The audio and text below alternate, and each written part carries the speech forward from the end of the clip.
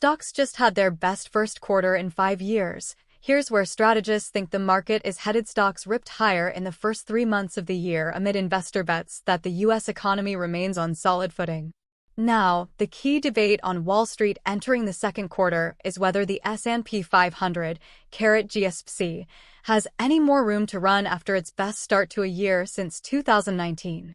The market rally has broadened over the past few months, moving from a story of a few stocks driving the major averages higher to investors piling into sectors sensitive to economic shifts like materials, XLB, and industrials, XLI. The prevailing bet is that the U.S. economy will continue to grow as inflation falls closer to the Fed's 2% goal, a so-called soft landing scenario. But some think after 5 straight positive months for the S&P, the market could be due for a pullback. You've had this strong move in anticipation of, let's call it a Goldilocks or soft landing environment, said Citi U.S. equity strategist Scott Cronert. And so we think we have to expect a digestive period here to digest these gains and allow some time for the fundamentals to grow into the price action.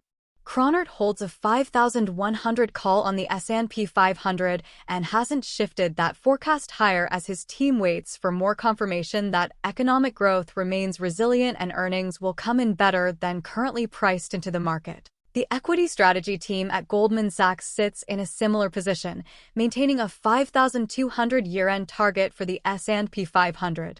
But given stocks surge past their current target, the team recently explored 4 other scenarios for the benchmark in a research note. The 2 downside cases explore similar topics to those often referenced by the persistent bears on the street.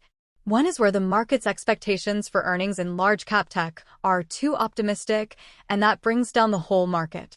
The other is that the Federal Reserve's battle against inflation leads to a higher-for-longer interest rate strategy that eventually stunts economic growth and spawns recession.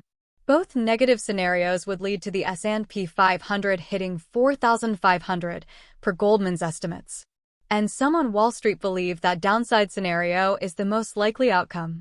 That group is wary of recent bumpy inflation readings and how those could shift the expectation for Fed interest rate cuts later this year. We believe that there is a risk of the narrative turning back from Goldilocks towards something like 1970s stagflation, with significant implications for asset allocation.